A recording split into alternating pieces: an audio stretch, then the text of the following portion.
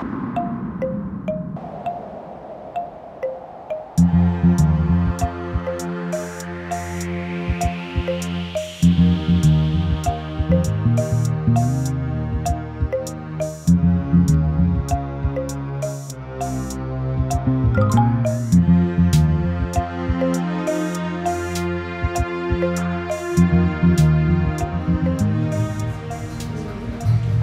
c'est des papillons d'élevage.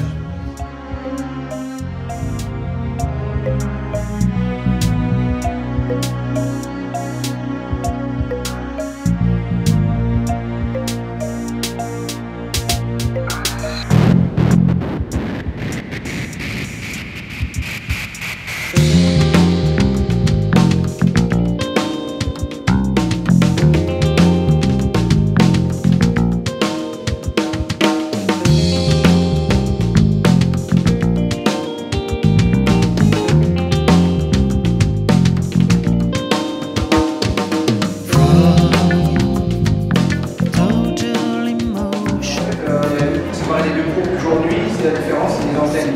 Tout ce qui est antenne de bâton, filme comme ça, oui, c'est les papillons, vous voyez, comme ça.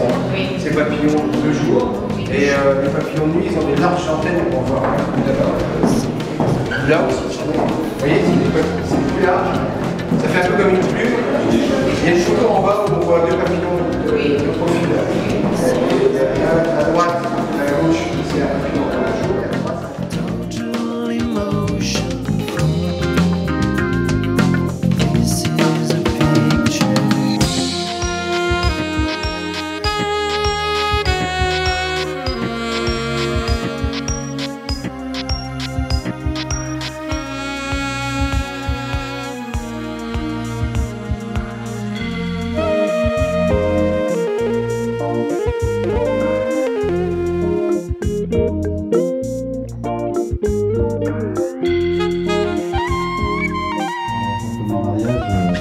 Expo Pluvieuse, Expo Heureuse.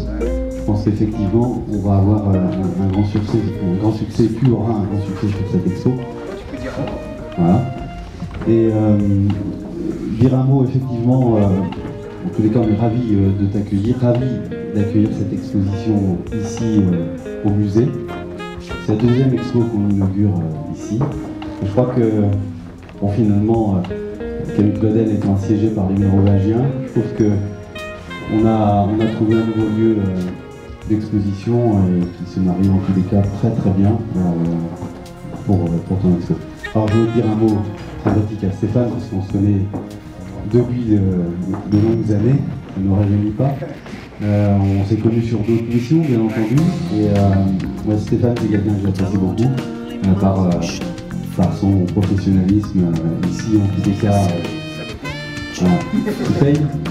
Là aujourd'hui, il est là en tant que photographe. On l'a connu sur d'autres missions, mais depuis quelques années maintenant, il s'est consacré totalement, presque totalement, à cette photographie. C'est plus de la photographie, c'est de l'artistique, c'est...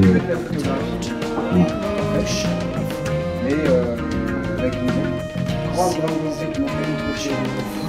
Mais pour moi, je pense que c'est un peu plus que de la photographie, dans le sens où, vous verrez, il va vous parler en tous les cas très fortement, dans le sens où c'est plus qu'une passion, c'est de l'art, c'est de la science. Il va vous parler de ses photos, mais il peut vous parler aussi des papillons, parce qu'il a appris à les connaître et là-dessus il devient intarissable. Alors moi j'ai eu la chance d'aller dans son studio. Il rigole parce que le mot studio est certainement fort, mais en tous les cas, c'est quand même là que tu as photographié toutes ces belles images. Donc j'ai côtoyé un peu les papillons quelques instants et c'est extrêmement fascinant. C'est extrêmement... on est dans un autre monde quand on est effectivement à tes côtés et dans ton studio et quand on regarde ces animaux vivants. Toutes ces photos, ce sont des animaux vivants qu'il a capturés. Donc ça, c'est vraiment quelque chose aussi un petit peu d'exceptionnel. Et on a, alors les papillons, tout le monde connaît les papillons, mais comme tu les as photographiés, comme tu nous les présentes, et comme on voit ces images, on a quelque chose de nouveau.